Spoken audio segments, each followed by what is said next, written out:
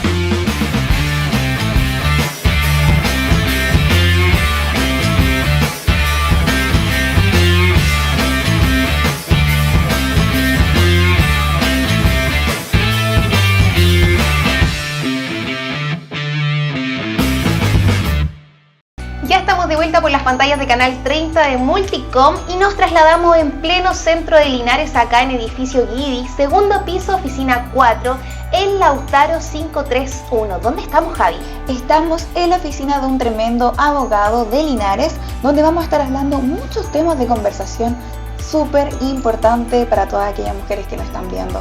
Así que acompáñenos. Vamos a ver entonces, ¿qué nos va a abrir la puerta? Hola, buenos días. Pase, lo estaba esperando. Muchas gracias por recibirnos. Bueno, les presentamos a Gonzalo Cofré. Él es el abogado que nos va a atender el día de hoy y bueno, vamos a solucionar muchas consultas. Yo sé que hay mucha gente que tiene dudas con respecto a temas de mujeres y sobre todo a las pensiones de alimentos. Así que de eso vamos a estar hablando. Bueno, nos invitó a tomar asiento, así que yo... Eso, pasen, tomen asiento. Voy a tomar asiento de inmediato. Gonzalo, primero que todo te queremos dar las gracias con la Dani por recibirnos en el A Martes. Sabemos que hay muchas mujeres que lamentablemente no se encuentran junto al padre de sus hijos y las pensiones de alimentos es algo que la gente todavía tiene dudas. ¿Hay alguna modificación que se haya hecho en la ley hace poco? Claro, sí, efectivamente, para poner un poquito en contexto, claramente como dice Javiera, es muy relevante el tema de las pensiones alimenticias porque en Chile tenemos un número estadístico muy alto de personas que no pagan esta pensión alimenticia, ¿ya? Y eso repercutía fuertemente en las familias más vulnerables de este país.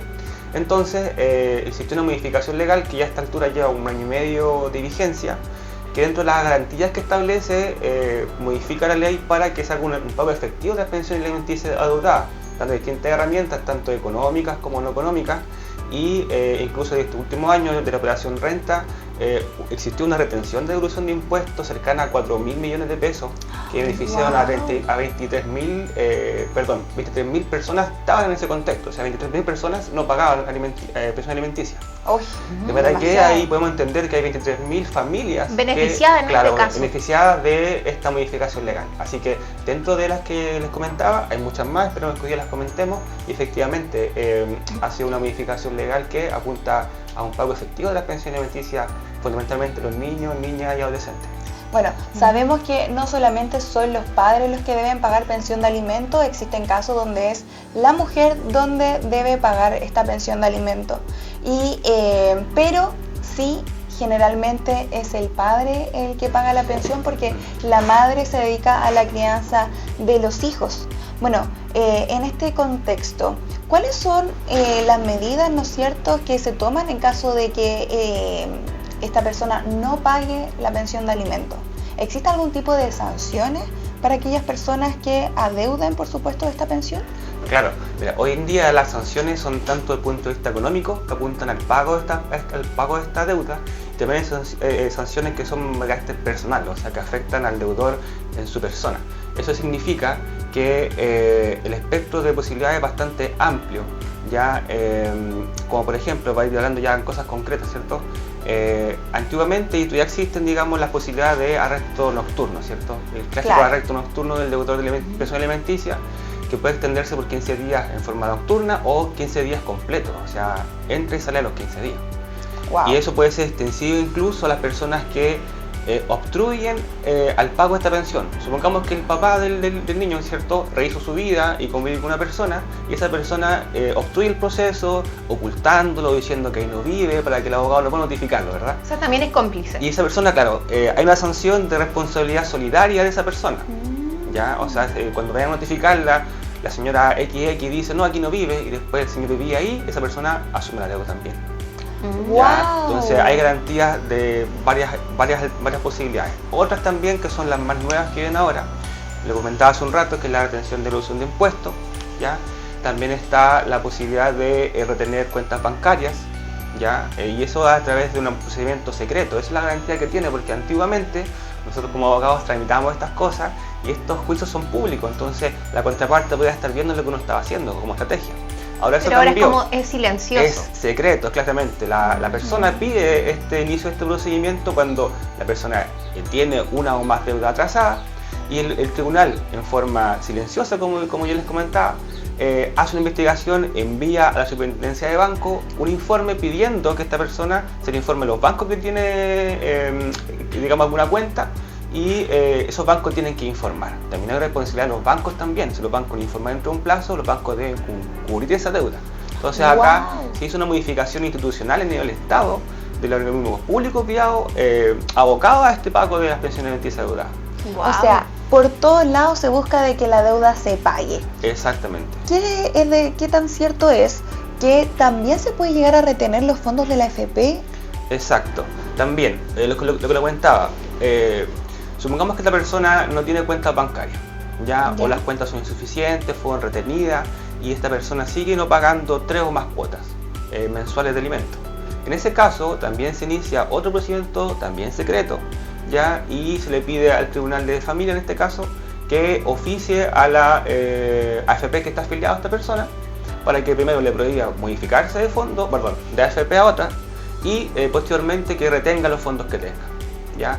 Y una vez retenidos esos fondos, se depositan en la cuenta alimenticia.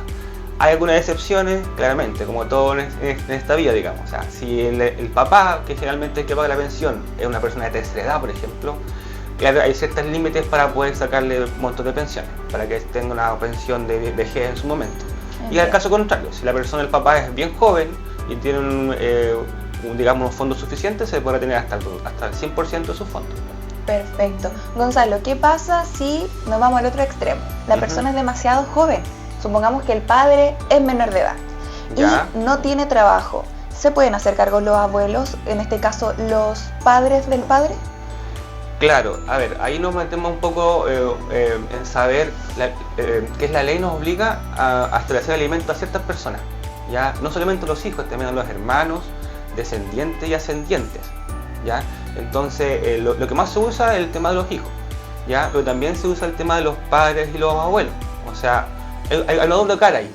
Yo también tengo que dar alimento a mis padres e incluso a mis abuelos, y viceversa. Estos abuelos también tienen que darle alimento a los hijos, ¿ya? Entonces es efectivo lo que tú me preguntas, que es así, y hay ciertos casos para que opere, ¿ya? Pero pregunta, por ejemplo, yo soy mamá de un niño o una niña, y mi pareja no está trabajando. Da lo mismo si es menor o no de 18 años. No está trabajando, no tiene ingreso, no tengo cómo poder financiar esta pensión porque esta persona no tiene. Pero resulta que los papás de mi expareja tienen un negocio, les va súper bien, rentabilizan, etc. Yo puedo hacer que la demanda también vaya y responsabilice a los abuelos de pagarme la pensión de mi hijo o hija. Claro. Ahí hay que hacer un proceso previo, que es como agotar la instancia de que los alimentos los paga el padre. Y cuando agotar la instancia me refiero a demandarlo, establecer la pensión y que esta pensión no se pague. En ese contexto, que tenemos una deuda alimenticia establecida por el tribunal y adeudada, ahí salen los presupuestos para demandar a los abuelos en este caso, ¿ya? Y ahí es bien poco usual que ocurra, pero sí ocurre y también trae buenos resultados. O sea que sí o sí al niño se le da su pensión, ya sea fondo, claro, por los padres, directamente por los abuelos, pero sí o sí tiene su pensión, que es lo importante. Exactamente, la ley garantiza, en el caso de los descendientes, que son los hijos, la pensión se establece para toda la vida, mientras subsistan las condiciones que establecieron la demanda. Perfecto. ¿Ya? Ahora, toda la vida de los descendientes tiene ciertas excepciones, cuando cumple 21 años o como cuando cumple 28, dependiendo si sigue o no estudiando. O no estudiamos, perfecto. Bueno, Gonzalo, hablemos de el comienzo para comenzar con el tema de la pensión. ¿Qué es lo primero que se debe hacer? Porque hay muchas mamitas en sus casas que dicen, ¿cómo lo debo hacer? ¿Qué es lo primero? El primer paso, no me atrevo. ¿Qué debo hacer? ¿Cómo debo encaminar? ¿Dónde me debo dirigir? Tengo miedo, claro, por ejemplo. Ya, mira, lo que tú me acabas de comentar es una pregunta que llega muy sola aquí en mi despacho, ¿ya? Y uno lo que tiene que hacer como profesional es ponderar la situación familiar. Siempre las familias son todas diferentes. Sí. Tú me comentas el elemento miedo, por ejemplo. Entonces yo ahí me preguntaría el por qué. Ya, la primera cuestión que tú tienes que hacer cuando anda un abogado es tener confianza con él. Ya, no dejarle nada sin decir. Entonces eso me puede decir dos cosas. Una, que puede haber existido una situación de violencia intrafamiliar, ya, que me limita, que me condiciona, mejor dicho, el camino para establecer alimentos. Tengo que hacer una cosa. O caso contrario, si tú me dices que hay un miedo en relación a un desconocimiento, básicamente, yo lo que tendría que aconsejarte es que primeramente busque un acuerdo con las partes. Con las partes. Ya, lo primero es evitar un juicio. Mediación. Una mediación voluntaria o al teléfono, ¿cierto? Llegando a un acuerdo verbal que se baje una escritura pública notarial. O como tú me dices, una mediación que es gratuita por, digamos, el Estado la licita. ¿Ya? Agotar esas dos instancias quiere decir que con el papá no hay buena comunicación, no hay posibilidad de llegar a la notaría a firmar algo, o esta es la mediación, esta se frustra porque el papá no va, o porque no llegan a un momento de acuerdo, etcétera. Ahí recién hay que entrar a presentar una demanda formal al juzgado de la familia. Perfecto, eso es gratuito, tiene un costo. Por lo general, estos procesos judiciales tienen un costo. ¿Ya? Que hoy en día el mercado privado y público existe. Está en la parte pública, me refiero a las corporaciones de asistencia judiciales, que están en varias provincias que dan un servicio público de asistencia judicial, como dice el nombre. ¿Ya? Tiene sus características propias de un servicio público, quiere decir que no es personalizado lo que ellos ofrecen. O sea que se demora un poquito más quizá el trámite. Claro, porque generalmente las causas que ahí se trabajan lo hacen los postulantes abogados, digamos. Perfecto. ¿Ya? Hay un abogado jefe, pero hay una gama de postulantes que se van cambiando cada 6 meses a un año, por tanto no es personalizado lo que se ofrece ahí. Ya. Y también está el aspecto privado, que por lo general ahí el trabajo es más personalizado y digamos las causas tienen un sentido de investigación un poco más allá. Avanzan más rápido. Claramente. Más profundo también todo. Sí. Perfecto, yo tengo una consulta. El mismo caso que nombraba la Dani, ¿ya? Esta mamita que se separó recién del padre de su hijo, y resulta que dice, ya, ¿qué hago? ¿Qué pasa si esa madre va a este lugar público? Más o menos, ¿cuánto se podría llegar a demorar el proceso? Una estimación, sabemos que nada es exacto. Claro, versus una persona que dice, ¿sabes qué? Yo tengo para pagar porque necesito hacer esto rápido.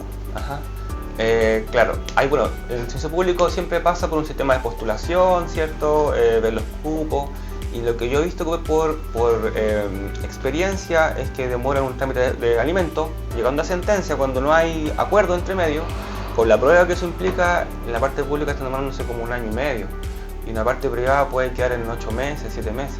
Todo depende de la agilidad que uno trabaje y digamos, la cooperación en ese sentido que el cliente haga. Es súper importante eso.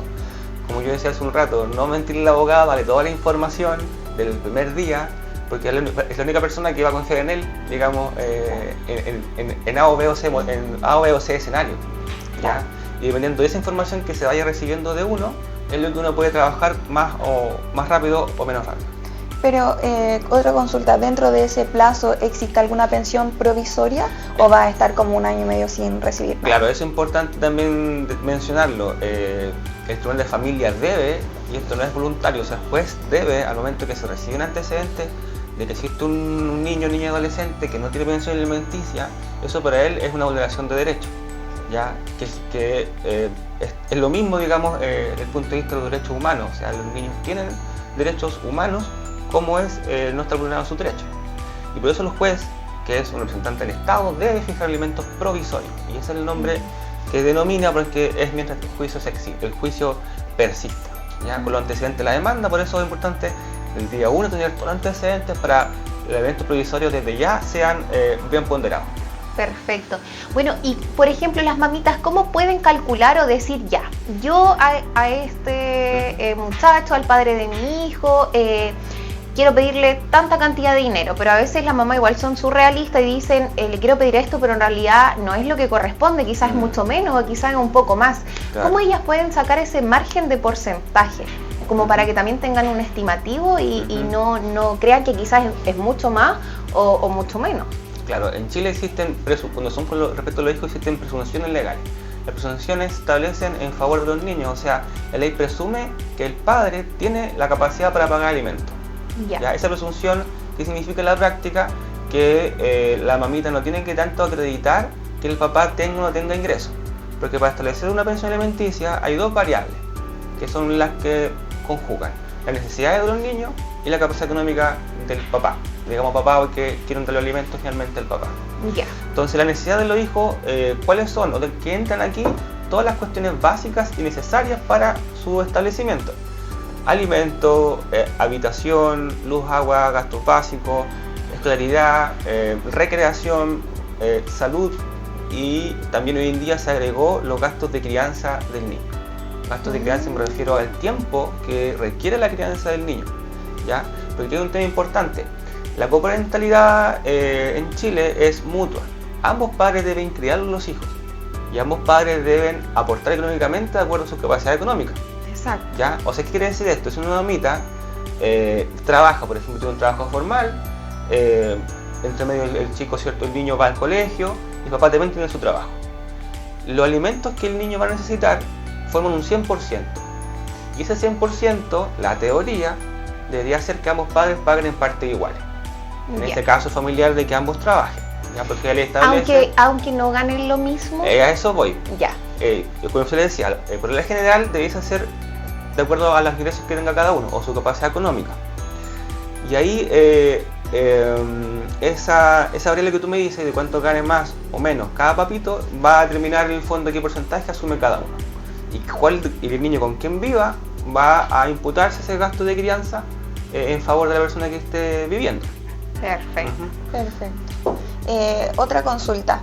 ¿Qué pasa en los casos de, no sé, la mujer quiere irse de la casa, arrendar a otro lugar, pero viven bajo el mismo techo, pero no le alcanza el presupuesto sin esta pensión para irse? Entonces, ¿puede hacer igual esta mediación en tribunales o una demanda viviendo bajo el mismo techo?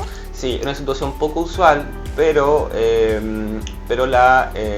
relaciona mucho con lo que pasa con el divorcio, que la separación de las personas a veces o en su momento requería que las personas ya no vivieran juntas, ya para hacerse convivencia y empezar el divorcio.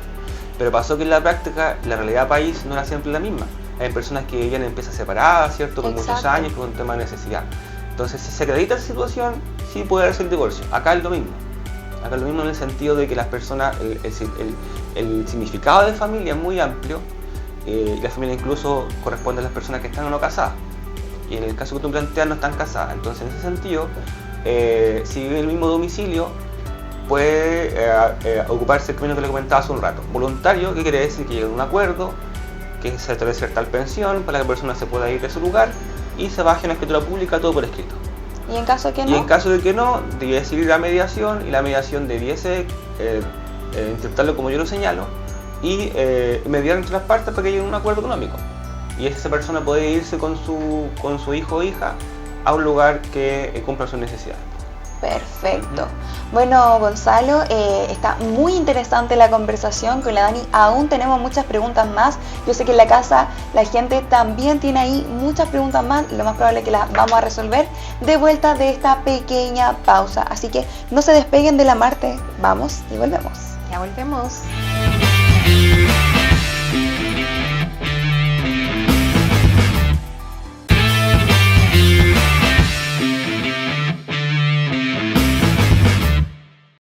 Ya estamos de vuelta por las pantallas de Canal 30 de Multicom. Estamos muy motivadas acá con Javi, conversando de este tema tan interesante que da mucho para hablar, mucho para hacer preguntas, para comentarios también. Ahí uno cada vez va conversando, va haciéndose más preguntas. Y bueno, acá con Javi tenemos también muchas otras preguntas que también hacerle a Gonzalo, ¿cierto? Así es, estamos muy contentas con la Dani, muy motivadas porque sabemos que muchas mujeres son seguidoras de la Martes, que siempre nos están viendo, y creo que estos temas de conversación son muy importantes. Sabemos que en Chile existen muchos casos de separación, ¿no es cierto?, que las relaciones no resultan, y bueno, los más afectados son los niños. En este caso, las pensiones existen para eso, para poder amortiguar un poco el quiebre, la separación, y que ellos puedan tener todo lo necesario para continuar con su vida. Y lamentablemente también hay que decirlo, en muchas oportunidades las madres son quienes deciden no pedir pensión de alimentos. Sí. Dicen, no quiero, yo puedo sola, yo me la puedo, no quiero molestar al padre, si ya no se hizo cargo, no lo quiero tener presente en la vida de mi hijo, pero en realidad es lo que corresponde, es un derecho del niño o de la niña en este caso. Y yo soy partidaria de que, presente o no, él se tiene que hacer cargo de igual manera. Sí. Así es. Quería comentar un poco. Sí. Es un punto muy importante que tú comentas porque hoy, hasta hace un tiempo, se entendía que los hijos eran mi hijo, ¿cierto? Mi hijo, tu hijo, de los padres, entre ellos, como una posesión. Y eso ya cambió radicalmente. Hoy los niños son sujetos de derecho. Es como un adulto en desarrollo. Y en ese sentido, la ley le garantiza todo lo que hemos conversado. Es más, hay juicios en que no hay elementos establecidos y el juez fija un abogado propio del niño. O sea, uno como representante representa a los padres de los niños, ¿verdad? El interés del niño, claramente. Pero el tribunal le fija un abogado para el niño, ¿ya? Que depende de la comuna en que estemos, y si son de la Corporación de Ciencia Judicial o algún servicio público, ¿ya? Y eso es una manifestación de que hay un interés lejano de los padres, que tiene que ser representado por otro abogado. Entonces, supongamos que en ese juicio hay un acuerdo, se presentan ciertas pruebas, y ese abogado del niño va a velar por que esta pensión sea justa y cumpla las necesidades que él tenga. Perfecto, uy, qué bueno mencionar eso, Gonzalo. De verdad estamos aprendiendo demasiado. Bueno, yo tengo otra inquietud. ¿Qué pasa si estos padres, ¿no es cierto?, no están juntos? La madre, por ese motivo, queda sin trabajo y el padre le dice, bueno, tú no tienes trabajo, así que yo me hago cargo del niño, así que yo me quedo con él, y tú, como no tienes trabajo para mantenerlo, prefiero que te dejo fuera de la responsabilidad de cuidar al niño. ¿Eso puede pasar o tiene que ser voluntad de la madre? Mira, la verdad es que puede pasar, todo puede pasar. ¿Ya? Siempre y cuando haya un escrito de por medio. O sea, no, a lo que me refiero es que malamente puede pasar. Ya. Porque desde mi punto de vista del derecho eso no puede ser válido. O sea, ese fundamento no justifica modificar el cuidado de los niños de un padre respecto del otro. ¿Ya? Sino que si solamente ese argumento sería tal para aquello, estaríamos prácticamente ponderando, juzgando de acuerdo a la parte económica quién cría un niño, ¿ya? Entonces eso daría una segregación social tremenda. Entonces eso no basta, ¿ya? Para poder cambiar el cuidado personal de un niño de un padre a otro tienen que hacer varios presupuestos. Hoy en día a ambos padres se les mira desde el punto de vista de iguales para criar un niño. Sin embargo, dentro de esa igualdad hay varios factores que tienen que ponderarse para en el fondo buscar qué es el interés superior del niño, donde él se encuentra mejor. Y esa es la respuesta que el tribunal busca. Perfecto. ¿Y qué pasa en aquellos casos que se busca que ambos padres tengan la tuición del hijo? La coparentalidad compartida. Eso mismo. Claro, la parentalidad compartida también tiene poco tiempo de vigencia y apunta en el fondo a ciertos padres que están de acuerdo y siempre de acuerdo, ¿ya? En realizar esta forma de educación con los hijos. ¿A qué me refiero con de acuerdo? De que no hay un juicio que establezca un cuidado compartido. Tiene que ser un acuerdo. Y eso significa que la práctica no se da muchas veces, ¿verdad? Porque tiene que haber un acuerdo en todos los puntos. ¿Y cuáles son los puntos? En que ambos padres tienen que establecer una situación económica tal de que en ambas casas tenga digamos un hogar, o sea, perdón, una habitación donde poder vivir. O sea, ¿qué padre puede tener una habitación exclusivamente para un hijo que va a estar medio tiempo al mes? Claro, sería como 2 semanas, una cosa claro, así. 2 semanas, o una, y en ambos lugares tiene que tener unas habitaciones acondicionadas para ello. También en la práctica, malamente puede ocurrir que, por ejemplo, un niño tenga cierta ropa en un lugar de casa y ciertos peluches, y en otra casa tenga otra, y eso significa que los padres pueden garantizarse cierta barrera de decir, ah no, esta ropa es de tu mamá, esta ropa es de tu papá, y eso no puede ocurrir tampoco. Ya el niño en su mente no puede tener 2 personalidades, digamos, son las cuales, claro, el niño es uno solo. Entonces, cuando se dé ese caso, pues ahí recalco, siempre voluntario, los padres tienen que estar en una sintonía tal de que cuando esas cosas ocurran, ellos puedan asumirlas como tal, como padres. Y como insisto hace un rato, poner al hijo de frente, al hijo por delante. Si el hijo llega en ese contexto llega con una ropa de la casa de la mamá y viceversa, tienen que hacerse cargo como que si fuese el niño, no hacer esa diferencia. Entonces, por eso en la práctica se da muy poco. La verdad es que sí. Se da poco, perfecto. Y como dice Gonzalo, tienes que estar ahí 100% de acuerdo. En caso que una de las dos partes no esté de acuerdo, no opera. No opera. Opera la regla general, que es que uno de los padres cuide, cuando están separados, es que, la regla general es que cuando los padres se separan, digamos de un día para otro, los niños son criados o son cuidados por el padre con quien vivan. O en el fondo con quien se fue, o con quien se quedó. Ya, esa es la regla general. Perfecto. Y esa regla general hay que formalizarla a través de un escrito para fijar las visitas, que es un tema que no hemos conversado todavía. Y las visitas también tienen el deber de crianza. Antiguamente se creía que las visitas, ¿qué significaban? Retirar al niño, tomarse un día en la plaza, dar una vuelta más rato y de vuelta a la casa. Y eso no es una visita como tal. La visita corresponde también a hacerse cargo de responsabilidades con el niño. Vale decir, si ese fin de semana tiene que hacer una tarea, hacerse cargo el papá de hacer la tarea con el niño el fin de semana. O si está enfermo, llevarlo al colegio. En fin, o si tiene un cumpleaños con un amiguito, él no puede llevarlo cuando él quiera. El niño tiene un cumpleaños y hay que respetar su cumpleaños. Entonces el papá tiene que llevarlo al cumpleaños del niño y participar del cumpleaños como fuese una mamá, pero en su caso, como papá. Gonzalo, consulta, ¿y acá igual hay un tema económico de por medio o con la tuición compartida las 2 semanas que está a cargo, supongamos, el padre, él se hace responsable tanto en su casa habitación con el tema económico y la madre propiamente tal lo mismo? Podría ser, como le decía hace un rato, como es propiamente todo voluntario, si las partes aceptan ese punto, es. Ya. Ahora, aconsejable no lo creo, porque dudo que ambos padres tengan mismos ingresos matemáticamente. Si fuese así, claro, podría haber esa posibilidad. Pero si ambos padres tienen ingresos distintos, por ejemplo, porque sus profesiones de oficio son más o menos pagados en el mercado laboral, claramente uno de los padres va a pagar más. Perfecto. Bueno, delante estábamos conversando con el tema de los porcentajes para que también en su casa se hagan una idea y saber cuánto es el mínimo de una pensión de alimentos. Así que acá con Gonzalo queremos saber un poquito para que tengamos un margen, o si hay alguna mamita que esté pasando por esta situación o que esté en proceso judicial o a través de una demanda o mediación, para que se haga también una idea. Y ahí Gonzalo nos va a estar explicando. ¿Podríamos sacar un porcentaje, por ejemplo, con el sueldo mínimo y quizás con un sueldo un poquito más elevado? Sí, como les decía hace un rato, dentro de la pensión alimenticia lo que intenta cubrir esta pensión son las necesidades básicas, ¿ya? Alimentación, vestuario, todo lo que gasta respecto del niño. Y en ese contexto hay presunciones legales. La ley presume que el padre tiene la capacidad para pagar, ¿ya? ¿Qué quiere decir esto? Que si el padre está cesante, se entiende que también él tiene la posibilidad de pagar, ¿ya? Eso no es justificación. La única justificación que existe para que un padre deje de pagar o pague menos es que tenga una incapacidad, ¿cierto?, física, mental, que no pueda pagar. Perfecto. ¿Ya? Ahora, dicho eso, hablando de los porcentajes, claro, hoy en día en Chile el ingreso mínimo está en 500.000 pesos, ¿ya? De los cuales, cuando se tiene un hijo, el pago es equivalente al 40% de ese ingreso. ¿Qué quiere decir hoy? Que son 200.000 pesos, ¿ya? Ahora, ese monto va a variar si es que este papá tiene 2 o más hijos.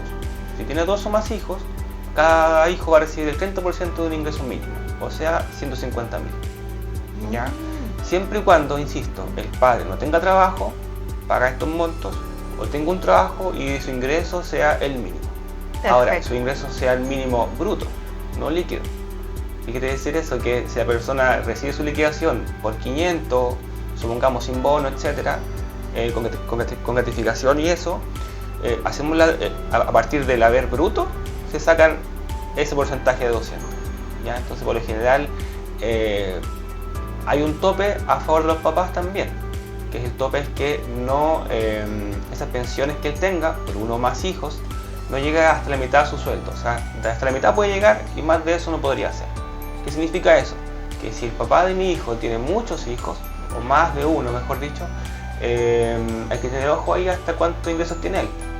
Porque hasta la mitad va a ser la pensión que le va a pagar a todos sus hijos, ¿me entiendes? Perfecto. Exacto. ¿Y qué pasa si, por ejemplo, el papá dice, gana, no sé, 1 millón de pesos o más? Claro, estamos. Pero dice, ay no, lo que pasa es que yo me compré una camioneta, estoy pagando una cuota a una casa, tengo muchos gastos.